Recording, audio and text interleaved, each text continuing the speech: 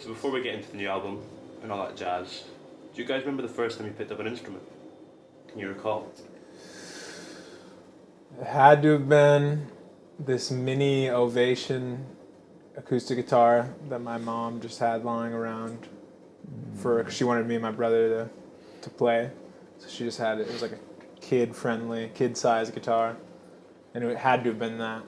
And it was like I played James Bond or something, which is like so it's like all right there next to each other, the half steps. I don't remember specifically, but I think my mom has a bass. She plays bass guitar, so I think I might have just probably picked that up and pretended to play it. It's like an Ibanez from the 80s. I don't know the exact model. It's a really nice bass, but that, and then she got me like a classical, smaller guitar when I was maybe 11 or 12 that I never touched until I started taking lessons like a year or two later. But yeah, I think I just used to fiddle as if I could play but didn't know anything for like 2 years, and then eventually started taking lessons. Yeah. My brother got a drum kit for Christmas when I was like 11, 12. That was the first thing. I played drums for a long time. He taught me how to play bass when I was like 18, 19. Yeah, that was the start of that. I mean, on this new record, you've got a lot of instruments going on. You've got a lot of genres going on. There's quite a kind of juxtaposition between different genres. Like you've kind of got the heavy post-animal, and then that goes straight into like kind of quite the pop-heavy schedule and stuff like that. Was it always like a desire in the name of a band from the start to experiment with all these different genres, or is that something you've kind of evolved into? Do you think? It's kind of evolved out of like having like multiple singers and songwriters. So I think we all love all different kinds of music, and but I don't think that's necessarily how it started out. But I think we grew into that because we wanted to kind of like be a little more unique and embrace the idea that there's not like one main head of the band. Mm-hmm. It's definitely uninhibited. We don't shoot down any ideas, and if it happens to be, more of like a almost metal type riff, we'll be stoked. But if it's like a big grandiose pop song, we'll also be equally as excited about that. Yeah, too. Yeah, sorry. I was just gonna say, I feel like we've always been pretty open-minded with the different genres, but we've probably gotten even more like that as just time has gone on. Yeah. I mean, even despite that, though, the record is still very cohesive and it still sounds like you. What sort of things do you have to do to maintain, a sense of the sound with the record and keep it cohesive if you are playing around with all those different genres? I think we just trust that doing everything together will kind of make it cohesive, and like doing it in like we did it all in like an 8-day time period. I think we just trust that it works together, and like I don't know, I can't exactly pinpoint exactly like what makes them connect, but it might be kind of silly, but I feel like just like the five of us playing what we're playing with our own little flavors, it always ends up kind of sounding like Post Animal. Yeah. No matter what style it is. Like only Javi can play like Javi, and only Wes can play the drums like Wes, and Dalton can only play the bass the way he plays it, and he has a lot of the production sounds to make it even more Post Animal-y.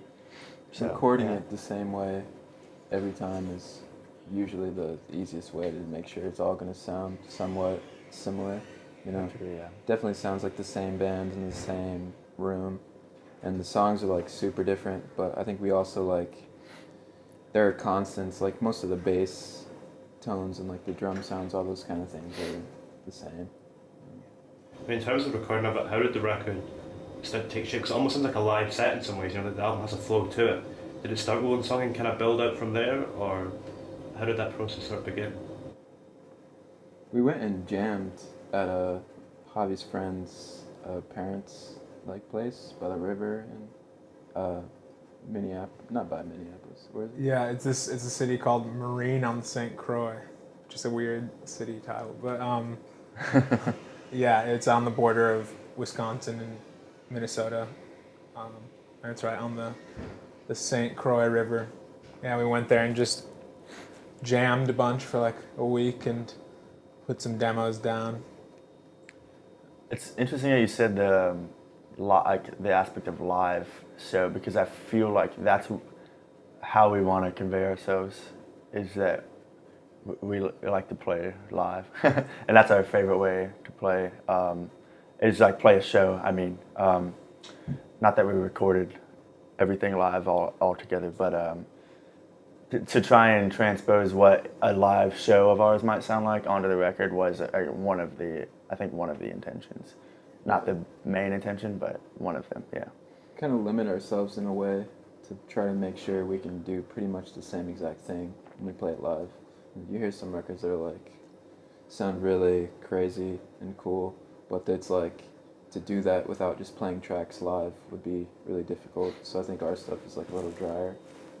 Is it quite easy to translate it into the live set, and then when you're playing it on stage, does it translate across quite well? Hopefully. Yeah, hopefully, It yeah. feels like it. We're doing a few of them for these shows right now with Cage the Elephant, but when we do headlining shows, we'll play like the majority of songs off the record that hopefully, yeah, they'll translate.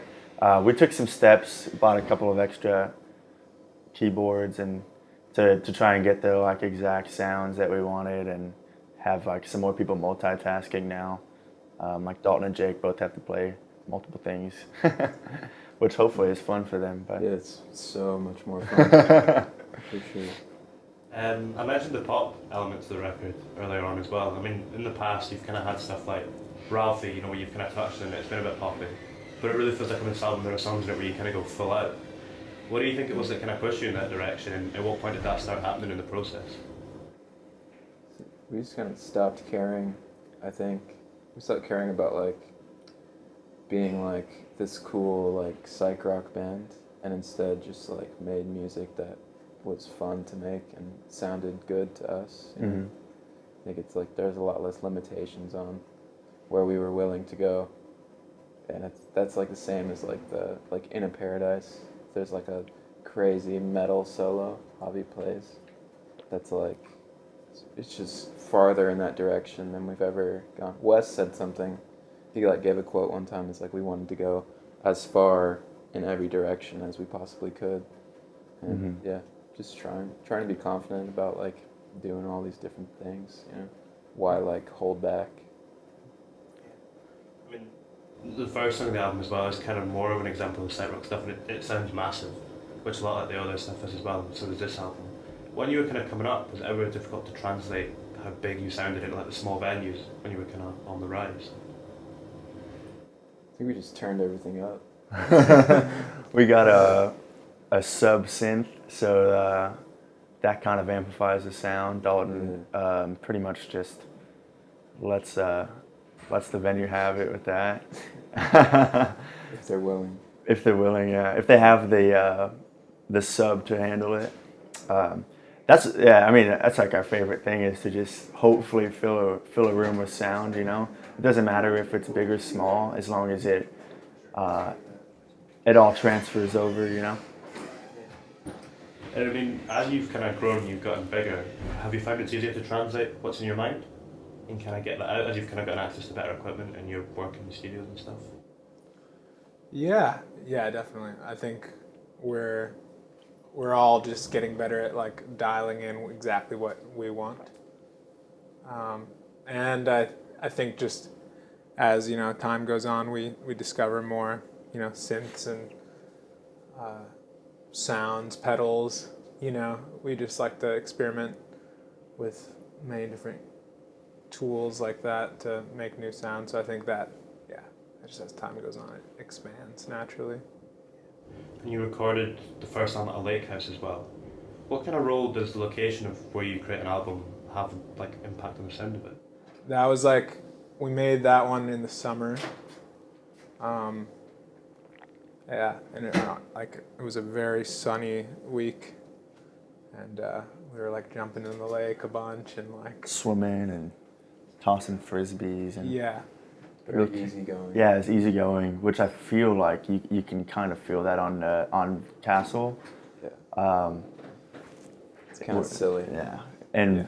For Emotion Goddessy is, it was like winter, verge of spring, but it was still very wintry in the mountains, and which was very beautiful and inspiring and majestic, but also cold and brooding a little bit, I think. So I think the environment kind of just naturally creates a space for you to think specifically where you are and act specifically where you are.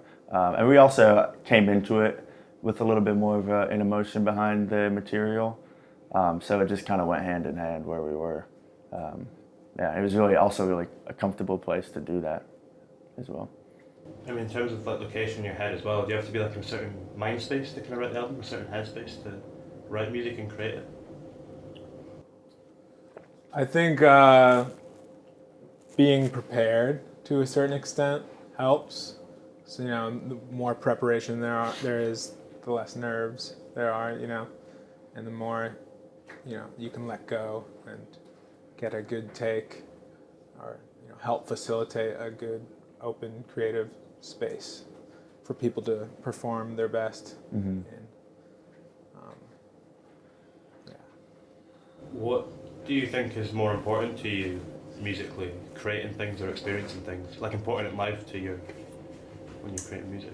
I feel like Experiencing, right? Yeah, probably. I feel like experiencing things is what leads you to create things. Almost, it's like they go together. Like the experience is almost what influences the creation. Whatever you're going through or feeling or doing might inspire an idea of a song idea, in your head, and then you just kind of go from there, which then creates more experiences once you write a song or do anything artistically. Sorry. yeah. Are you able to trace it back? Can you like see things in your music and see how they trace back to your various life experiences? Yeah, it's almost like a memory log. You're like, oh yeah. You hear like lyrics in a song, you're like, especially if you are listening to another artist and you can feel the emotion in that person's lyrics or melodies, you're like, immediately it's always like, I wonder what was going on? Yeah, what was going on when they were writing that or doing that? Definitely reflects on our music as well.